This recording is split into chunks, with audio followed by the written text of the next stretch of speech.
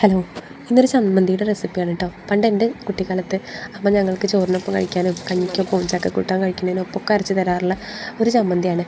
എൻ്റെയൊക്കെ കുട്ടിക്കാലത്ത് വളരെ കുറഞ്ഞ വിഭവങ്ങൾ കൂട്ടിയിട്ടാണ് ഞങ്ങളൊക്കെ ഭക്ഷണം കഴിച്ചിട്ടുണ്ടായിരുന്നത്.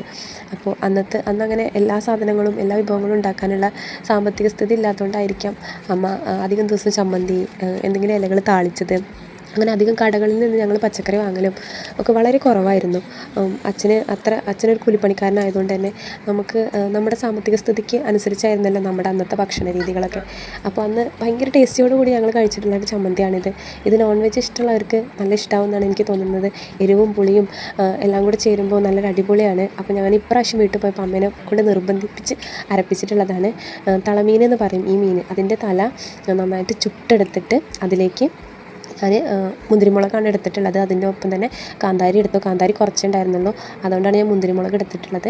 പിന്നെ അതിലേക്ക് കുറച്ച് ഉപ്പും ഇത്രയും ചേർത്തിട്ടാണ് ചമ്മന്തി അരയ്ക്കുന്നത്. പക്ഷേ ആ ചമ്മന്തിക്ക് ഒരു പ്രത്യേക രുചിയാണ്. അത് ഞങ്ങൾക്ക് എല്ലാവർക്കും ഇഷ്ടമാണ്.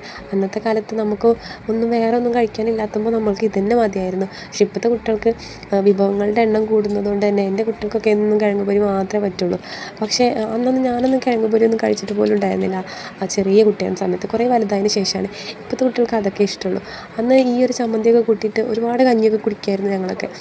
അപ്പോൾ അമ്മ ഏതായാലും അമ്മയ്ക്കിഷ്ടം കല്ലിൽ അരയ്ക്കാനാണ് കേട്ടോ, അമ്മിയിൽ അരയ്ക്കാനാണ്. അപ്പോൾ അമ്മ ഇപ്പോഴും അമ്മി യൂസ് ചെയ്യാറുണ്ട്. ഞാനൊക്കെ ചെറുപ്പത്തിൽ യൂസ് ചെയ്തിട്ടുണ്ടായിരുന്നു, കല്യാണം കഴിഞ്ഞതിന് മുന്നേയൊക്കെ. ഇപ്പം ഞാനും യൂസ് ചെയ്യാറില്ല. ഏതായാലും അമ്മ എന്നിട്ട് കല്ലിൽ ആദ്യം ആ ഒരു ചുട്ടിട്ടുള്ള ആ മീനിൻ്റെ ഭാഗങ്ങൾ നന്നായിട്ട് അരച്ചെടുക്കുന്നുണ്ട്. നന്നായിട്ട് കല്ലിൽ അതിൻ്റെ പാർട്സുകളൊക്കെ നന്നായിട്ട് പൊടിയുന്ന രീതിയിൽ അരച്ചെടുത്തിട്ടുണ്ട്. എന്നിട്ട് പിന്നെ ചേർത്തിട്ടുള്ള ഒരു ഫുൾ മാങ്ങയാണ് കേട്ടോ ചേർത്തിട്ടുള്ളത്. ഇത് ഓവറായിട്ട് പുളിയുള്ള മാങ്ങയല്ല, അതുകൊണ്ട് തന്നെ അത് കുത്തി ചതച്ച് എടുക്കുകയാണ് ചെയ്യുന്നത്. എന്നിട്ട് നന്നായിട്ട് അരച്ചെടുക്കുന്നുണ്ട്. ഇത് നന്നായിട്ട് 2-3 പ്രാവശ്യമൊക്കെ അരച്ചെടുക്കണം കേട്ടോ. എന്നാൽ മാത്രം നമുക്ക് മിക്സിയിലാണെങ്കിൽ 2-3 കറക്കലിന് പണി തീരും.